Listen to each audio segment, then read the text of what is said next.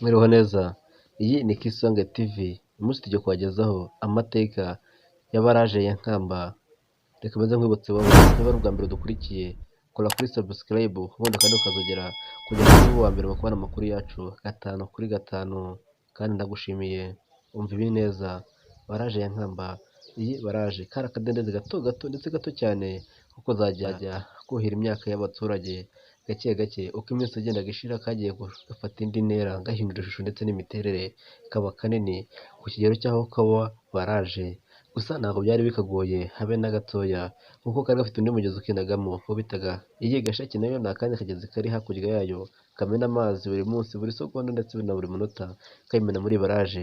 Ndetse ni baraje nayo ku kigero cyayo ubwayo yifitiye amasoko, yaje kugenderamo mu baraje nini cyane cyane ku buryo nta muntu abasha kuyambuka ubwayo n'amaguru, ndetse utabasha no guhagararamo, cyane ko yagiye ifata igice kinini cy'abaturage. Gusa ibi nta kintu byari bitwaye habe na mba ndetse habe na gato, kuko n'ubundi kafashaga kuhira imyaka y'abaturage, ibi bakweza bagasarura bakabaho neza. Ibi kuko nibyo.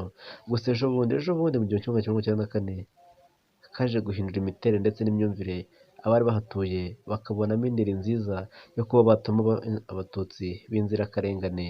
Ibyo si byatinze, hatakayemo abatutsi benshi cyane ko abahazi neza batubwiye ko bajyaga bazana imibiri yuzuye imodoka, harimo abazima n'abapfuye bose bakabacuranira muri uyu, ndetse ko hari igihe cyageze iyi baraje kuzura ku buryo amazi atajyaga agaragara neza kubera imirambo yabaga ireremba hejuru y'amazi.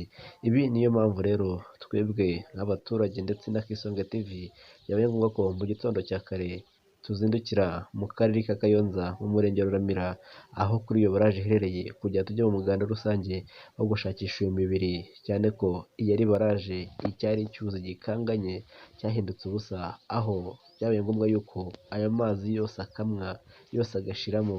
Ayari amazi cyari ikidendezi kigahinduka nko ku butayu, hagatangirwa igikorwa cyo gushakisha iyo mibiri y'inzirakarengane yatawemo mu gihumbi kimwe magana cyenda mirongo icyenda na kane, kugira ngo nayo ishyingurwe mu cyubahiro. Ibi rero niyo mpamvu twahazindukiye mu gitondo cya kare, kugira ngo gusa uhagere ntabwo ari ibintu byoroshye, byasabaga byibuze urugendo rutari munsi y'amasaha abiri.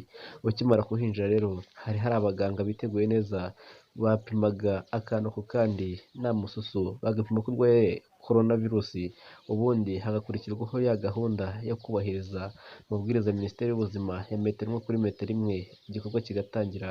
Aha rero mubona ndimo ndagana ni ku mashini cyangwa se ku moteri, bino biba mureba, bimwe mu byifashishijwe mu gukogota amazi yarimo hano, nta byo kwikanga umunsi ku munsi amazi arinda ashiramo ku kigero cy'uko muhabona, ahubwo ndetse hakurya hafi hari n'imashini yahinze neza ica mu miferege ikomeye kandi itapfa kuzura, acamo amazi. Y'amazi yazamukaga ruguru nk'uko muhabona. Aka ni ka kandi k'akadendezi nababwiraga, aho kamenaga agahita yinjira muri baraje, nta kabuza bahise bahafunga abo mazi, bakubitira indi nzira aragenda.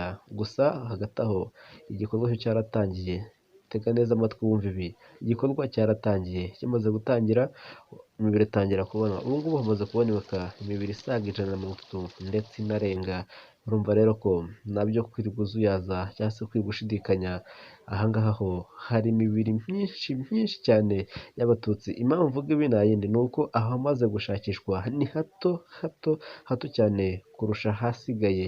Niba rero akantu gato cyane kavuyemo imibiri isaga 130, nta kabuza ni uko imibiri hano ni myinshi cyane nk'uko tubibwirwa n'umuturage waho, ndetse abazi neza ushobora kuba harimo imibiri isaga 2,000. Urumva ko rero nubwo nawe ari